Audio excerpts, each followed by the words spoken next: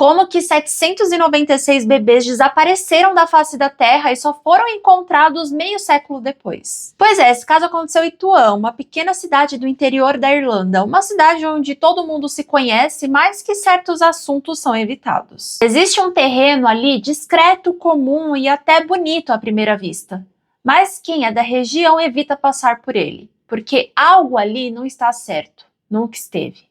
Dizem que nos anos 70, 2 meninos encontraram ossos no terreno e as autoridades simplesmente selaram o chão e fizeram uma missa. Na verdade, pediram para esquecer que aquilo tinha existido. Mas alguns segredos não ficam enterrados para sempre. Anos depois, uma mulher começou a investigar por conta própria. Ela não era policial, não era jornalista, mas o que ela descobriu fez um país inteiro ter que reviver o seu passado. Ela encontrou verdades que não dá para desver. Esse caso tem freiras, crianças e um silêncio absurdo, mas deixa que eu te conto quem é o culpado.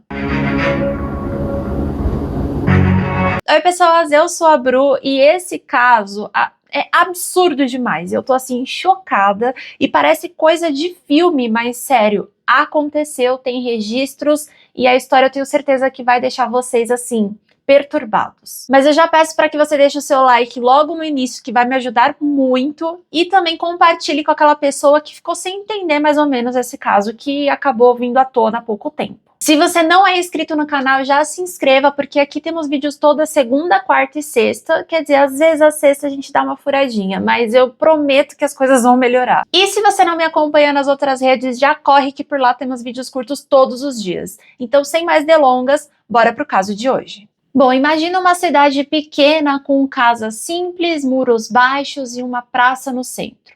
Agora imagine que, por mais de 50 anos, um pedaço dessa cidade escondeu um segredo que nem mesmo o tempo conseguiu apagar.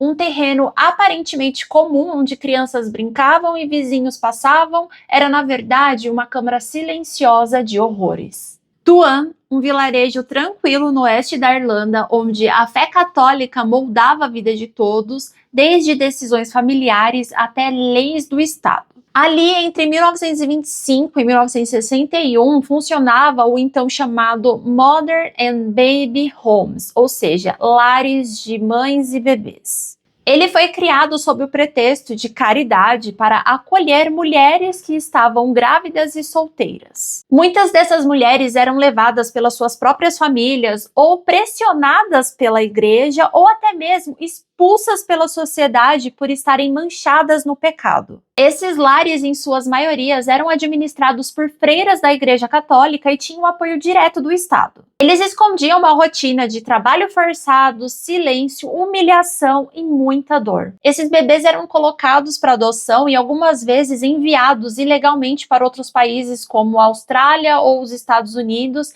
e também às vezes registrados como doação, além de que outros simplesmente sumiam, não tinha nenhum registro. Essas adoções frequentemente envolviam falsificação de documentos, então essas crianças elas eram colocadas como órfãs, entregues para outras famílias e tinham seus registros completamente apagados, sem saber da sua verdadeira origem. As mães jamais recebiam notícias, elas não tinham direito de saber o paradeiro dos filhos. Nessa época, quando se tinha filho, principalmente fora de um casamento, era um maior pecado, era algo imperdoável visto aos olhos da igreja. Em 1965, 2 garotos brincavam sob uma laje de concreto quando ele quebrou.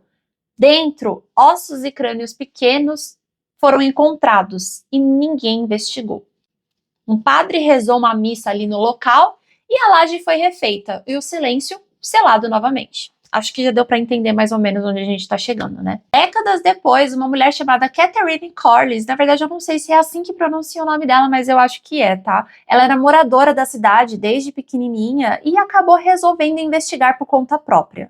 Quando ela era criança, ela estudava em uma escola que era do lado desse terreno. Nesse terreno, antes, era aquele lar que eu havia dito anteriormente, né? É que chamar aquilo de lar é muito absurdo, né? Beira a ofensa mesmo. Ela se lembrava que as meninas daquele lar, elas eram isoladas, às vezes comiam coisas diferentes, usavam uniformes diferentes e às vezes sumiam sem nenhuma explicação. Essas imagens e essas dúvidas de o que aconteceu, quem eram, nunca sumiu da cabeça dela. Enquanto pessoas resolviam ignorar tudo, ela guardava para si. Até que, já adulta, Catherine começou a pesquisar por conta própria a história daquele lar. Bom, então primeiro ela buscou registros com as freiras remanescentes da ordem que haviam administrado o lar de Tuan, mas foi informada de que não havia documentos, nem listas, nem arquivos. Depois, ela tentou acessar os registros de saúde pública, e sem sucesso. Ela foi até o cartório civil e solicitou a emissão de certidões de óbitos do período em que aquele lar estava ativo. Dias depois, ela recebeu uma ligação do funcionário perguntando se ela realmente queria todos os registros. Haviam 796, todas crianças mortas entre o período de 1925 a 1961. Eram bebês recém-nascidos e alguns até crianças entre 2 e 3 anos de idade, com a causa-morte variável entre pneumonia, gastroenterite, tuberculose e até desnutrição. Mas eram sempre doenças até então tratáveis. O problema é que nenhuma dessas crianças, nenhuma dessas certidões apareciam em cemitérios. Nenhuma tinha lápide, nenhuma foi sepultada com dignidade. A Catherine cruzou os nomes com as certidões de cemitérios, mas nada foi encontrado. Sabe a tal laje que os meninos brincavam e acabou encontrando ossos em 1975? Pois bem, na verdade, aquilo era uma fossa séptica desativada. Essa fossa estava exatamente no terreno daquele antigo lar. Era ali que os corpos estavam. Por muitos anos, a Catherine foi desacreditada, chamaram ela de até inimiga da igreja. Mas ela estava determinada e não parou. E foi em 2014, quando ela deu uma entrevista sobre essa história, que o caso explodiu. Os jornais do mundo todo noticiou e o governo irlandês, pressionado, criou uma comissão então. Essa comissão era para investigar então os casos não só do Tuan, mas também de outros lares que tinham pelo país. Em 2017, as escavações no terreno começaram e confirmaram a presença de uma estrutura subterrânea dividida em compartimentos, com restos mortais de bebês e crianças, como eu havia dito anteriormente. Esses ossos foram encontrados em uma situação precária, então exposta ali ao tempo, exposta à água, e isso tudo dificultou muito a questão de identificação. Além de que não havia caixão, não havia nada, um completo desrespeito. O caso de Tuan não era uma questão isolada. Depois do fim dessas investigações, um relatório emitido por essa comissão, que foi divulgado em 2021, apresentou números ainda mais absurdos. 9.000 crianças morreram em instituições semelhantes a essa espalhadas pela Irlanda ao longo do século XX. Muitas delas enterradas em valas comuns e outras até desaparecidas. Os documentos eram forjados, os nomes trocados, datas inventadas. O rastro era apagado antes mesmo de começar. O relatório oficial contabilizou mais de 2.200 adoções realizadas de forma irregular.